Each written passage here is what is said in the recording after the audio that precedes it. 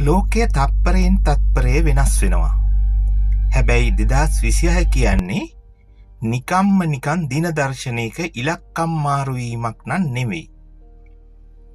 විද්‍යාත්මකව බැලුවොත් මේක දශක කිහිපයකින් පෘථුවිය අත් නොවිඳි සුවිශේෂී සිදුවීම් මාලාවක සහ දැවැන්ත විද්‍යාත්මක පෙරලි රැසක ආරම්භය.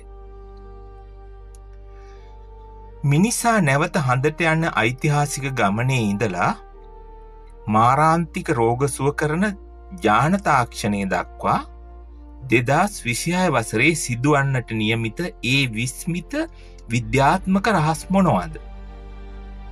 අද අපි සයන්ස් ඇප් තුලින් ඒ ගැන ගැඹුරින් සොයා බලමු.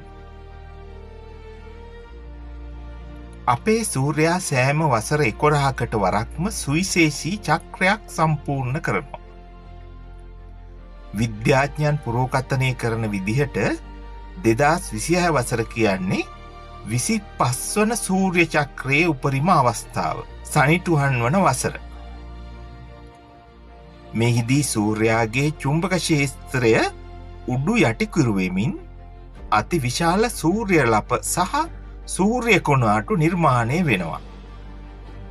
මෙහි ප්‍රතිඵලයක් විදිහට අපේ GPS පද්ධති අන්තර්ජාලය සහ සංනිවේදන ජාලවලට බාධා එල්ල වෙන්න පුළුවන්. ඒ වගේම මේ වසරදී පෘථුවියේ වෙනදා නොපෙනෙන කලාපවලට පවා විස්මිත ද්‍රවීය ආලෝකයන් දැක ගන්නට ලැබෙනු ඇතැයි නාසා ආයතනය පවසනවා.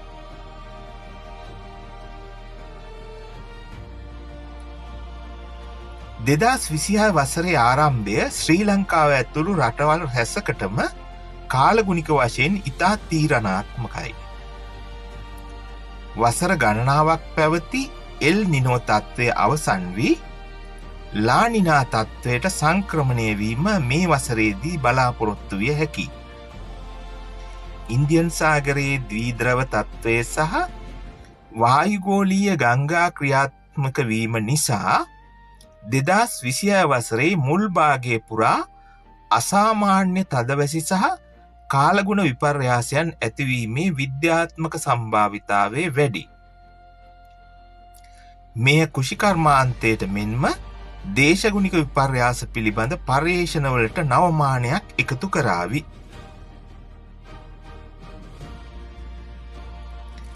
2026 වසර වෛද්‍ය විද්‍යාවේ ස්වර්ණමය වසරක් වීමට නියමිතයි.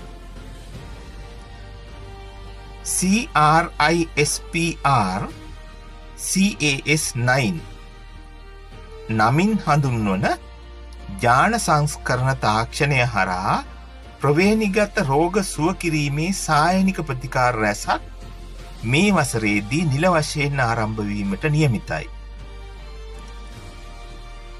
මිනිස් සිරුරේ වැරදි සහිත ඥාන කපා ඉවත් කර අලුත් ඥාන බද්ධ කිරීමේ හැකියාව හරහා පිළිකා සහ රුධිරේ සම්බන්ධ රෝග රැසකට ස්ථිර විසඳුම් ලැබෙනු ඇතැයි විද්‍යාඥයින් විශ්වාස කරනවා.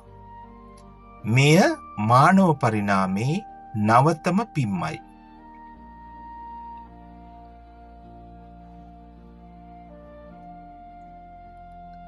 වසර 50කට වැඩි කාලයකට පසු මිනිසා නැවතත් සඳ මත පා තැබීමට සූදානම් වන්නේ 2026 වසරේදී. නාසා ආයතනයේ ආටිමිස් 3 මෙහෙයුම මගින් පළමු වරට කාන්තාවක් සහ කළු ජාතිකයෙකු සඳෙහි දකුණු ද්‍රවයට රැගෙන යනු ඇති. සඳ මත ස්ථිර මිනිස් ජනාවාස පිහිටුවීමට අවශ්‍ය ජලය සහ සම්පත් ගවේෂණය කිරීම මෙහි ප්‍රධාන ඉලක්කයයි. මෙය හුදෙක් ගමනක් පමණක් නොව අනාගතයේදී අඟහරු වෙත යාමට තබන දැවැන්ත අඩිතාලමකි. තාක්ෂණික අංශයෙන් බලන විට 2026 දී නියුරලින්ක් වැනි මොළය සහ පරිගණකයේ සම්බන්ධ කරන තාක්ෂණයන් ආබාධිත රෝගීන් වෙනුවෙන් පුළුල් ලෙස භාවිතා වනු ඇති. එසේම පරිසරයේ සුරැකීම සඳහා ප්ලාස්ටික් භක්ෂක කෘතිම එන්සයිම කාර්මික මට්ටමින් හඳුන්වා දීම සහ කෘතිම තරුවක් ලෙස හඳුන්වන න්‍යෂ්ටික විලයන බලශක්ති පර්යේෂණවල තීරණාත්මක ජයග්‍රහණ රැසක් මේ වසරේදී බලාපොරොත්තු විය හැකියි. සාරාංශයක් විදිහට ගත්තොත් 2026 කියන්නේ විද්‍යාව, තාක්ෂණය සහ සොබාදහම යන අංශ තුනම එකට හමුවන සුවිශේෂී සන්ධි ස්ථානයක්. මේ විස්මිත සිදුවීම් ඔබේ ජීවිතයටත් බලපාන බව අමතක කරන්න එපා. විද්‍යාවේ මෙවැනිම ගැඹුරු සහ නවතම තොරතුරු එසනින් දැනගන්න අපේ සයන්ස් ඇප් YouTube නාලිකාව දැන්ම සබ්ස්ක්‍රයිබ් කරන්න. මේ වීඩියෝ එක ගැන ඔයාලගේ අදහස පහලින් කමෙන්ට් කරන්න. යාළුවන්ටත් බලන්න ෂෙයා කරන්න. 2029 වසරේදී තවත් වටිනා වීඩියෝකින් හමුවෙමු. ඔබ සැමට සුබ නව වසරක්. ආයුබෝවන්.